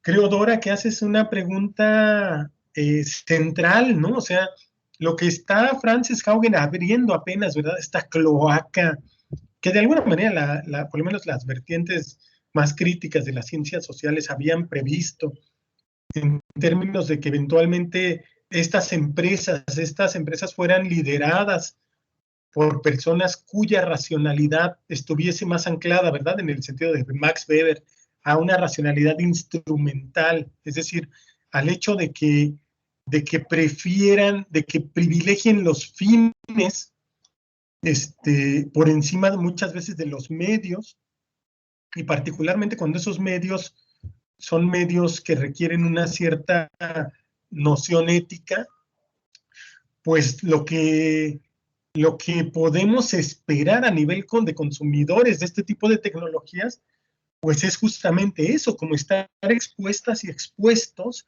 a empresas cuya posición ética es muy problemática y en donde consideran incluso que la ética puede ser contraria a sus propios fines, en este caso fines que tienen que ver con recabar recursos económicos y también poder, por lo que acabo de señalar ahorita, poder político, porque muestran cuánto de la estabilidad de nuestra vida social actual depende de estas plataformas. Entonces, en el caso específico de consumo de tecnologías de entretenimiento, yo creo que hay muchas variantes. Creo que unas de ellas tienen que ver con plataformas, por ejemplo, de acceso a medios audiovisuales, ¿verdad? Muchas tienen que ver con acceso a plataformas, por ejemplo, como YouTube y todas estas, pero hay que acercarnos un poco a la experiencia, efectivamente, como bien señalas ahora, de niñas, niños y jóvenes, porque ahora tienen acceso a plataformas de juego online multijugadora, ¿no? Donde están conviviendo con un montón de gente que no sabemos ni quiénes son, pueden interactuar muchas veces a través del chat o pueden eventualmente dirigirse a grupos privados.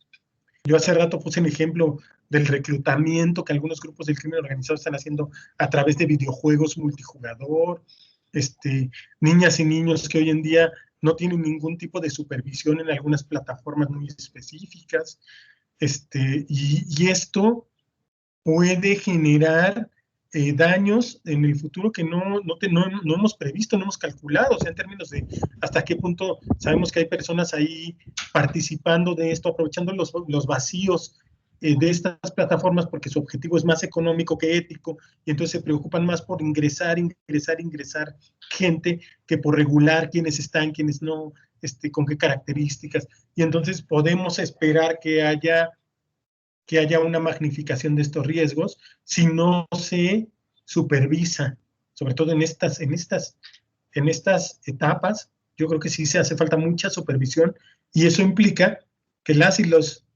personas que somos padres, madres, pues nos tengamos que preparar también para conocer un poco más sobre esas plataformas que nuestras hijas, hijos juegan, ¿verdad? Y qué candados parentales es posible colocar, ¿no? Por lo menos en la medida en que eso todavía hay una exigencia de candados parentales. ¿Qué podemos esperar? Pues lo que podemos esperar es, lo repito, o sea, lo que podemos esperar es que la plataforma, que estas plataformas, pues privilegien lo económico a lo ético. Y entonces me parecen bien interesantes las discusiones de Frances Haugen, que además ella es muy propositiva, porque ella dice, no quiero destruir a Facebook, lo que quiero es mejorarlo. Y quiero hacer evidente que aquí hay un problema muy serio en términos de cómo conciben y cómo interpretan también el daño que muchas aplicaciones pueden hacer. Y ahorita yo planteé algunos, pero hay otros, o sea, daño socioemocional, daños psicológicos, adicción, ¿verdad? Asuntos que tienen que ver también con normalización de la violencia, otras dinámicas también de acoso, hostigamiento a través de estas plataformas. Entonces, pues yo creo que ahí nos reta a las y los adultos a supervisar, pero también en las y los adultos, pues nuestras propias plataformas de entretenimiento, ¿no? Entonces, creo que pues nos tendremos que convertir eventualmente y tendremos que exigir una mayor alfabetización digital por parte de quienes saben hacerlo, ¿no? Yo ahí creo que sí sería bien importante en algún momento hacer alguna sesión con ingenieras, ingenieros en temas muy específicos que nos planteen qué es un antivirus, para qué sirve, por qué es necesario actualizar, cómo se pueden poner candados parentales en muchas aplicaciones, plataformas, de dónde hay que descargar aplicaciones y de dónde no, qué cookies debo aceptar y qué cookies me pueden poner en una situación en la que yo esté dando información de más, ¿no? Dice Delsa, pensaría en la sensibilización, sin embargo, considero no sería suficiente o tendría que ir de la mano con otras acciones. Espero poder invitarlo en lo sucesivo para que mis estudiantes lo escuchen. Me parece muy interesante su conferencia. Muchas gracias, Delsa, qué generosidad. Yo también creo que no basta con la sensibilización. Creo que eventualmente será necesario también explorar cómo estas plataformas pueden también ser partícipes del reconocimiento de cuando el consumo de las mismas está siendo problemático. Yo de todos modos, y creo que eso es un papel de las y los padres, también de las padres, madres, en otras etapas, pero aquí en la universidad yo sí creo que es un asunto de responsabilidad de las y los estudiantes de identificar hasta qué punto el consumo de la conectividad está afectando su formación. O sea, porque ahí sí ya es responsabilidad de saber hasta qué punto, porque no podemos prohibirles que consuman eso, y a mí me costaría, podemos prohibírselo, por supuesto, pero finalmente hay muchas formas de no lograrlo, porque ahora todo eso está accesible a los celulares, en muchos espacios, ¿no? Quizá en las aulas a veces es más fácil controlarlo y no del todo, pero en este momento estamos ahí y pensando en que el modelo no va a ser automáticamente presencial absoluto, sino híbrido, creo que sí hay que apelar a la responsabilidad individual, no individual, sino social, a la responsabilidad colectiva, que parte del reconocimiento no individual de que estoy teniendo un problema, de que estoy teniendo un consumo problemático, de que esto me está afectando, o como les digo, de las y los estudiantes que abiertamente me dijeron, se generó una dinámica basada en el anonimato donde nos violentaron. Y entonces, a ver, o sea, hasta qué punto estamos formándonos como las personas que van a tomar decisiones en la vida social y al mismo tiempo estamos siendo partícipes de la violencia que desafortunadamente ha llevado a nuestro país a ser un país tan violento y tan inseguro, ¿no? En lo general. ¿Sí? Espero haber respondido y agradezco mucho los comentarios, por supuesto.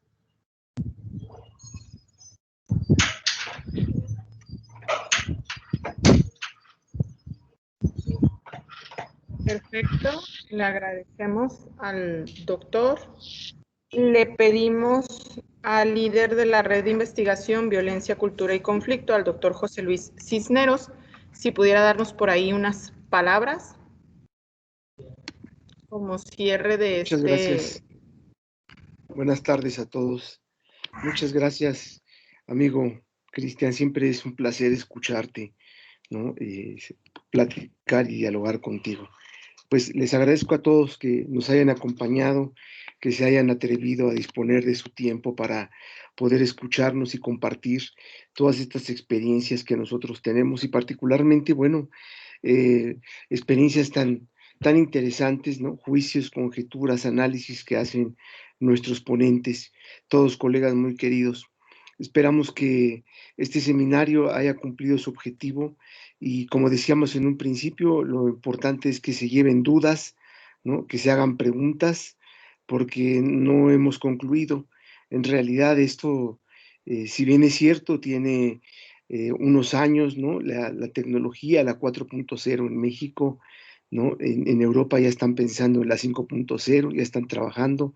Nosotros, lo paradójico es que tras un año, 7 meses, hemos tenido que aprender a zancadillas.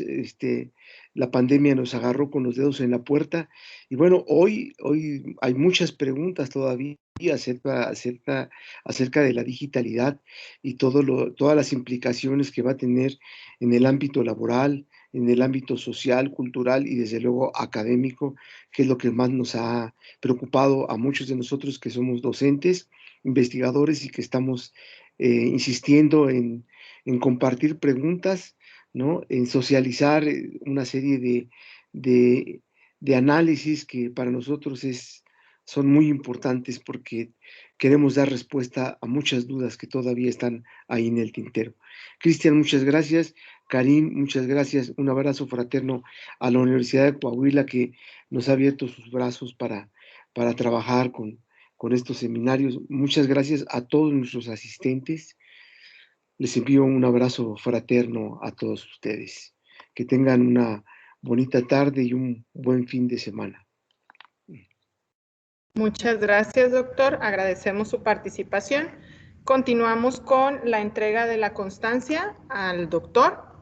La Universidad Autónoma de Coahuila, a través de la Infoteca Unidad Torreón, otorga la presente constancia a Cristian Asensio Martínez por haber impartido 3 horas de conferencia magistral, retos y riesgos de la seguridad y ciberseguridad en los contextos educativos virtuales, un análisis exploratorio, el día 14 de octubre dentro del evento nacional seminario Los avatares de la educación tecnológica y los retos a futuro, llevado a cabo del 28 de septiembre al 14 de octubre del 2021 para la comunidad estudiantil y docente de la UADE y para el público en general, a través de una plataforma de comunicación electrónica a tiempo real. Proyecto registrado en el Programa Universitario de Educación Continua de la CGVIP con una duración de 27 horas. Torreón, Coahuila, de Zaragoza, octubre del 2021. Firmada por el Coordinador General de Vinculación e Innovación Productiva, el maestro en Ciencias Jesús Octavio Pimentel Martínez, y por una servidora, la subcoordinadora de la Infoteca León Felipe, Unidad Torreón, Liliana Soto Saucedo. Dentro de esto, agradecemos a todos los participantes, a todos los colegas y sobre todo a la Red de Investigación, Violencia, Cultura y Conflicto por la gran participación, a todas las personas que llevaron a cabo este seminario, que al igual comparto el comentario del doctor Cisneros, creo que es una pequeña información a lo mucho que tenemos y a lo muy atrasados que estamos en cuestión de tecnología y en cuestión de la educación 4.0. La Universidad Autónoma de Coahuila agradece la participación de todos ustedes y esperamos ser sede de otro seminario o de seguir participando en este gran mundo que es la educación. Les agradecemos mucho, reciban un fuerte abrazo de parte de todos nosotros y con esto concluimos este seminario. Muchas gracias. Muchas gracias. Un abrazo, Cristian. Muchas gracias. Que tengan muy bonito día, muy bonita noche, tarde. Muchas gracias a todos. Bonita Gracias, tarde. Hasta luego. Gracias.